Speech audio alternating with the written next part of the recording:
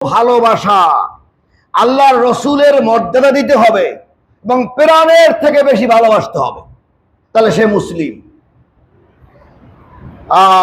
আহাব্বা ইলাল্লাহি ওয়া রাসূলিহি ওয়া জিহাদিন ফি সাবিলিল্লাহ, এগুলো দেখবেন সূরা তওবার 24 নম্বর আয়াতের মধ্যে। এগুলো আরো আগেও বলেছি, সংক্ষেপ মাঝখান থেকে একটু বললাম। আহাব্বা, ভালোবাসতে হবে, ইলাল্লাহি ওয়া রাসূলিহি ওয়া জিহাদিন ফি সাবিলিল্লাহ। আল্লাহ বলে দিয়েছেন, যদি তোমরা সত্যিই আমার বান্দা হিসাবে গ্রহণ করে নাও, নই বলে দেন, তাহলে এই পিতা মাতা ভাই বোন আত্মীয় সম্পত্তি ব্যবসা বাণিজ্য জমা জমি টাকা ব্যাংকের লেনদেন যা আছে জমা, এই সব থেকে ভালোবাসতে হবে আল্লাহকে, আল্লাহর রসুলকে, আর জিহাদ ফি সাবিলিল্লাহ, রসুলের এই কথাগুলোকে বাস্তবায়নের জন্য চেষ্টা বা জিহাদ করা, এগুলো ভালোবাসতেই হবে, না মানলে মুসলিম হবে না। 3 নম্বর হলো তার আনুগত্য ও অনুসরণের বিশ্বাস। এ বিশ্বাস রাখতে হবে যে মুসলিম অনুসরণ করবে আল্লাহর রসুলের, অনুকরণ করবে আল্লাহ তাআলার রসুলের সাল্লাল্লাহু আলাইহি সাল্লাম।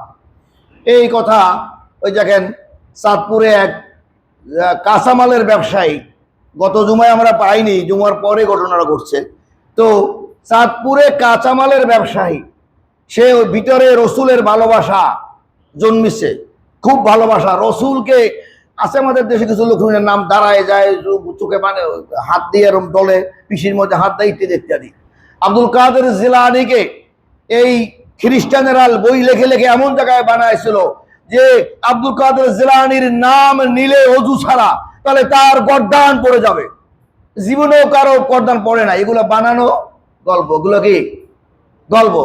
এরপরে বলছে না, উনি আল্লাহর কাছে বলছে গর্দান গেলে তো মানুষ মরে যাবে, তো এখন 2.5 গাছ পশম পড়ে যাবে, তা দেখতে পারে না কেউ। এটা বুদ্ধি করে বানাইছে যে ভাই এখন যদি উজু ছাড়া নাম নেয় তাহলে 2.5 গাছ পশম খুলে পড়ে যায়।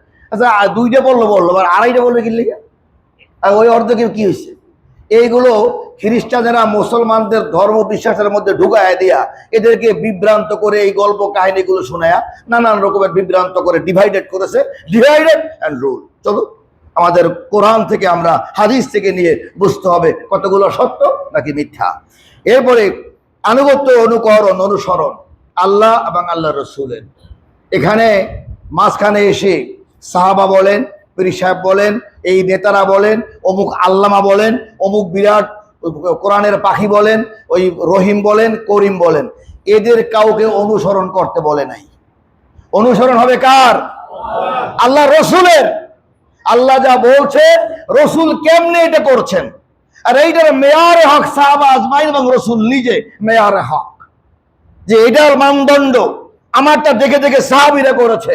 সাহাবীদের কোনো ভুল যা ছিল আল্লাহ তাআলা ক্ষমা করে দিয়েছেন, নবীদের কোনো ভুল নাই, তাহলে এটা আমরা দেখে এটা মানবো। এরপরে যারা আমরা, এরা সমস্যা হতে পারে।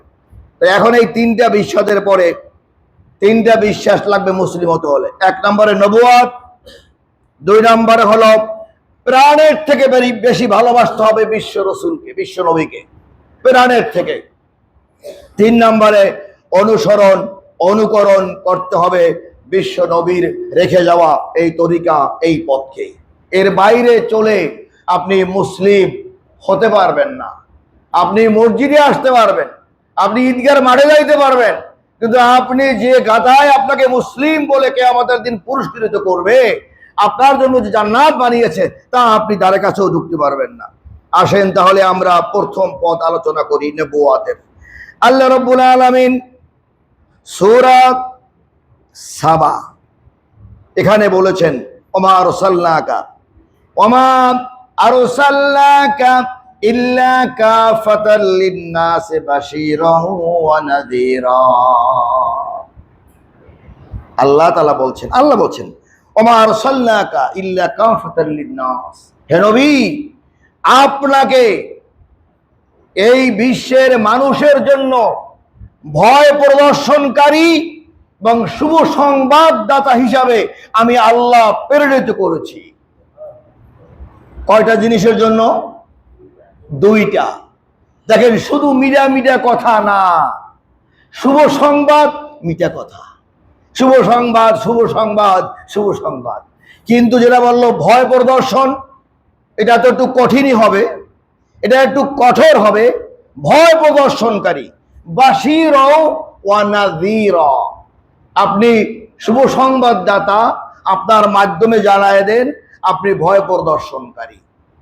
ভয় হবে যদি মানুষ ন্যায় পথে না চলে, কতটা ক্ষতিগ্রস্ত হবে, কতটা বিপদগ্রস্ত হবে, কতটা সে লাঞ্ছিত হবে, কতটা অপমানিত হবে। অপমানিত লাঞ্ছিতর পথ দুইটি, একটা জাগতিক বিশ্বের কাছে মানুষ লাঞ্ছিত, আবার আল্লাহর কাছে পুরস্কৃত। আর মানুষের কাছে ফুলের মালা গলায় দেওয়া পুরস্কৃত, আল্লাহর কাছে লাঞ্ছিত। হযরতে আমিরে হামজা রাদিয়াল্লাহু তাআলা আনহু এবং তার সাথে যে 70 জন সাহাবীকে শহীদ করে আমির হামজার কলিজা চিবিয়ে খেলো। লোকেরা তো তখন বলল, নবীও উপস্থিত, আল্লাহ তো লা হাওলা ওয়ালা কুওয়াতা ইল্লা বিল্লাহ, আল্লাহ ছাড়া তো আর পৃথিবী সব জায়গায় আল্লাহ তো দেখেন সব, তা আল্লাহ তো আছে। ওরা চিৎকার করে বলছিল, এ মুহাম্মদ, কোথায় তোমার আল্লাহ? তোমার চাচা, তোমার প্রিয় মানুষ আমির হামজাকে মেরে তারা কলিজা চিরে কাঁচা কলিজা খাচ্ছিল, চাবিয়ে চাই বলছিল আমি ওর কলিজা খাবার এরাদা করেছিলাম।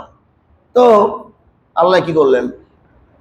এখন মুসলমানেরা যারা ওখানে ছিল তারা কি এরকম যদি, তাহলে মনে হয় নাউজুবিল্লাহ, তাহলে আর আল্লাহর পক্ষে থাকি লাভ নেই, কারণ যে কলিজা খাই এলাইলেও কিছুই করতে পারলো না, তা আমার আর বই কি?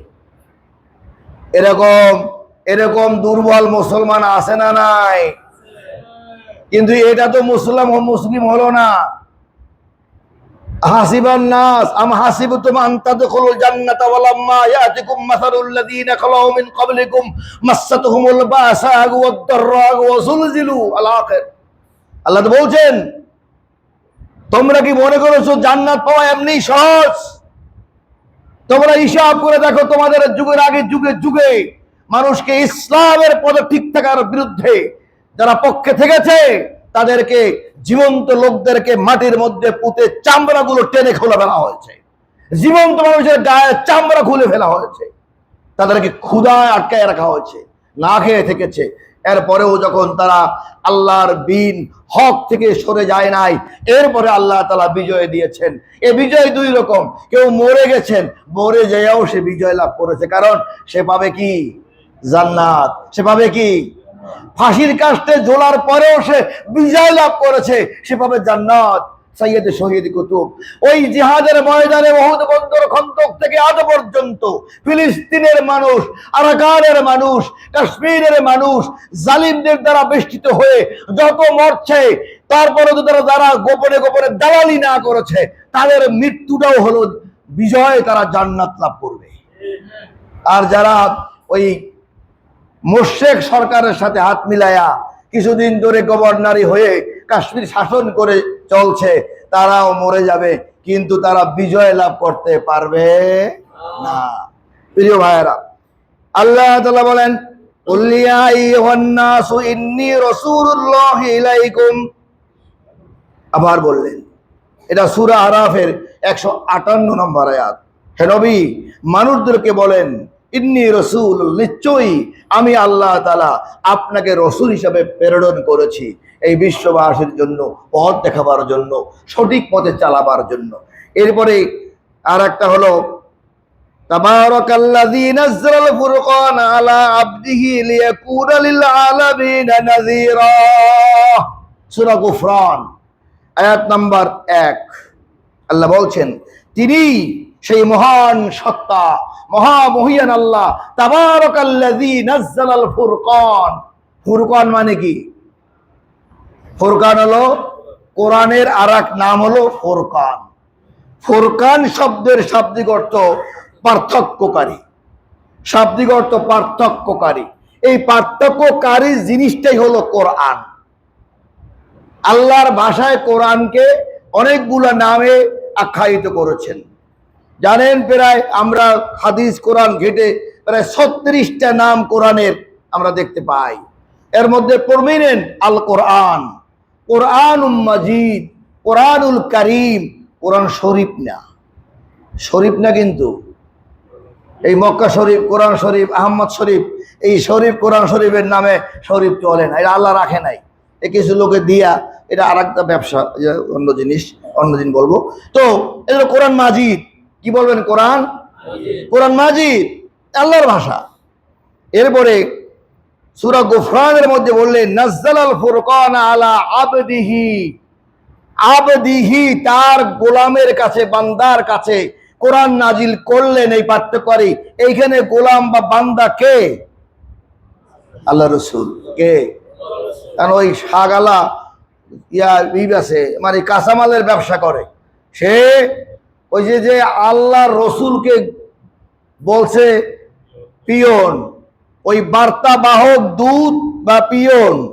উনি বলছে আমি পিয়ন শব্দ ব্যবহার করি নাই, আমি বলছিলাম বার্তা বাহক। তাই বার্তা বাহকের ও ট্রান্সলেট করছে মনে মনে, যে বার্তা যে লইয়া যায় সে তো পিয়নই হয়, হুজুরে না কইলে কি হইব, ভিতরে শব্দের মধ্যে পিয়নই রয়ে গেছে। এই জন্য সে রাগ হইয়া বসে রয়েছে যে হুজুরে কবে মারা যায়। এই রাগের চোটে নবী প্রেম, যেই মুসল্লিরা সব চলে গেছে, ওই জায়নামাজের মধ্যে করিয়া তোর দাও লইয়াছে, এই হুজুর দিয়েছে কপ, কপ দিয়েই মা জীবন ধন্য করছে, কয় দিছি। এবারে সবাই ধরার পরে সে কোনো আফসোস নাই, কয় না আমার এই হুজুর পরে খ্যাপ ছিল, কারণ সে বিশ্ব নবীরে সে বলছে পিয়ন, সে বলছে মিলাদ কোরআনের মধ্যে নাই, আর আমি কোরআন পড়তে পারি সূরা আহজাবের মধ্যেই দেখলাম যে মিলাদ পাই গেছি। কোন মিলাদ? কি কোরআনের মধ্যে মিলাদ পাওয়া যায় নাকি? কোরআনের মধ্যে দুরূদ শরীফ পাইছে, যে আল্লাহ রসুল পরে দুরূদ পড়েন, সাল্লু আলাইহি ওয়া সাল্লিমু তাসলিমা, দরুদ পড়েন। কম শিক্ষিত মানুষ মনে করছে যে মিলাদ, আমরা তো সবাই বলি নবীর পরে দরুদ ছাড়া কোনো দোয়াই তো কবুল হয় না। এ দোয়া দরুদ তো সবাই ভালোবাসি, পড়তেই হবে, কিন্তু মিলাদ শব্দটা দিয়ে যারা বুঝায় তারাই দরুদটাকে মিলাদ বুঝায়। এই জন্য আমি ঝগড়া করি না, ওরা মুখ দিয়ে মিলাদ বললেও আসলে দরুদ শরীফ পড়ে। আমি তাই দেখছি যে অনেক দরুদ শরীফ পড়ে, ঠিক না বলেন? তাহলে দ্বন্দ্ব করে হওয়া লাভ নাই, বুঝাইতে পারি ভাই, একটু বুঝে আসেন যে মিলাদ দরুদ, মিলাদের শাব্দিক অর্থ হলো বার্থ, জন্ম। তা জন্ম আবার পরে কেমনে? আপনার জন্ম তারিখ, আমার জন্ম তারিখ, বাবার জন্ম তারিখ, নবীরও জন্ম হয়েছে, তাই এটা পড়ে না, ওটা স্মরণ রাখে যে জন্ম হয়েছে অমুক তারিখ, এটা পড়ার কিছু নাই। আর দরুদ হলো পড়ার জিনিস, দরুদ পড়বো নিশ্চয় করে সাল্লু আলাইহি ওয়া সাল্লিমু তাসলিমা। উনি বোঝার বলে ওটা মারলো।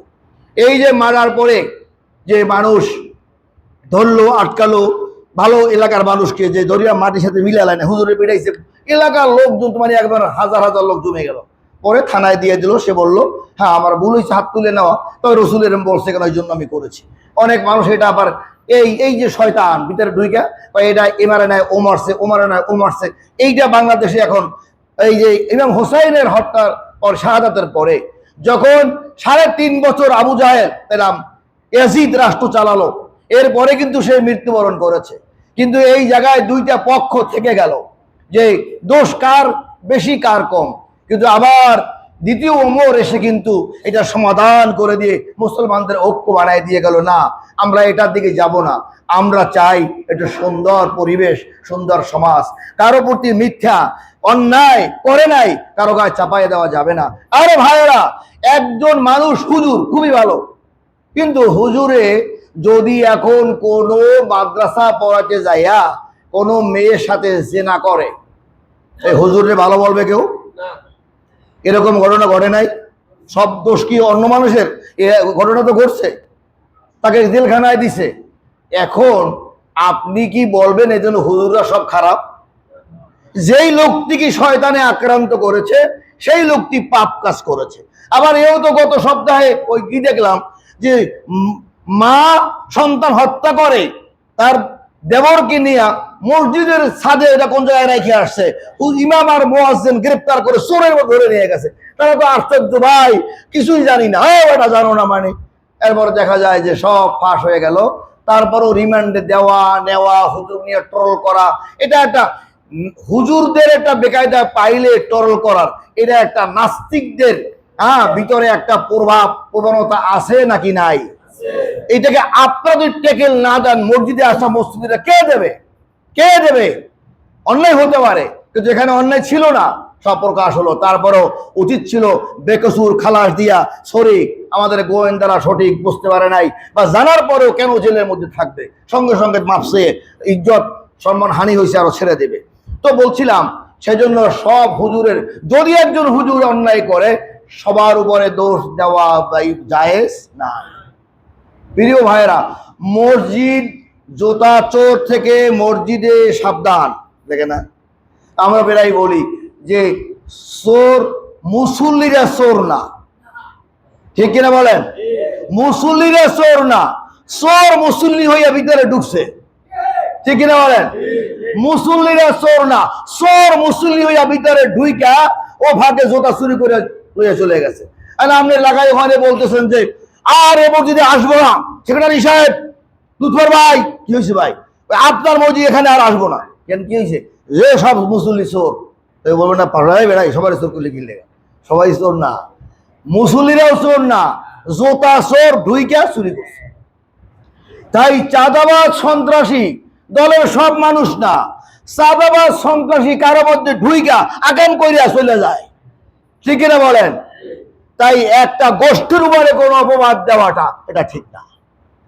আলেমদের একজন অন্যায় করলে সবার উপরে দেওয়া এটা ঠিক না। অন্যায়কে অন্যায় বলা, ওকেই অপরাধী করা। তাই আল্লাহ রাসূল সাল্লাল্লাহু আলাইহি ওয়াসাল্লাম বললেন, একজনের অপরাধ আর একজনের ঘাড়ে চাপাইয়ে দিও না, তাতে ধ্বংস। ইজা জাকুম ফাসিকুম বিনাবাইন ফাতাবাইয়ানু আলা আখির। এটা বলছেন এই মেসেজ, ভুল মেসেজের কারণে মানুষের মধ্যে ভ্রাতৃত্ব নষ্ট হয়, সম্মান নষ্ট হয়, পরিবেশ নষ্ট হয়, আসল সুখ হারিয়ে যায়। আল্লাহ তাআলা এরপরে সূরা আম্বিয়ার 107 নম্বর আয়াতে বললেন, ওমা আরসালনাকা ইল্লা রাহমাতাল লিল আলামিন। মূল কথায় আসি, আল্লাহ তাআলা বললেন এই সারা বিশ্বের মানুষের জন্য আমি আমার নবীকে রহমত স্বরূপ প্রেরণ করলাম। আমাদের নবী, পূর্বেও আরো নবী ছিল। যদি আপনারা বাইবেল দেখেন তাহলে go not the way the greatest and into any city of the Samaria enter you not, but the rather into the lost sheep of the house of the Israel। এই বাইবেলের বক্তব্য যে তোমরা পরজাতি অন্যদের কাছে, ইসরায়েল ইহুদি, তাদের কাছে দাওয়াত দিবে না, শুধুমাত্র আমার এই নবীরা ইহুদিদের মধ্যেই দাওয়াত দিবা। যীশু খ্রিস্টের ব্যাপারে একটা লম্বা লেখা আছে, তো সেও বলেছিল 12 জন লোককে বলেছে, শিষ্য বানায় বলছে এই 12 জন তোমরা আমাদের জাতির মধ্যেই দাওয়াত দিবে, তার বাইরে দিবে না। এরকম এটা বললাম এই জন্য যে মা কানা মুহাম্মাদুন আবা আহাদিম মির রিজালিকুম ওয়ালাকিন রাসূলুল্লাহ খাতামান নাবিয়িন। এই যে সূরা আহজাবের 40 নম্বর আয়াতের বর্ণনা দিয়া আল্লাহর রসূল সাহাবীদের সামনে একটা বক্তব্য দিছিলেন এ ব্যাপারে যে হে আমার উম্মতেরা শোনো। এই হাদিসটা বুখারী শরীফের 1 খণ্ডের 1273 নম্বর হাদিস, মুসলিম শরীফের 3 নম্বর খণ্ডের 1471 নম্বর হাদিস, ইবনে মাজাহ 6 নম্বর খণ্ডে 495 এবং 8 নম্বর খণ্ডে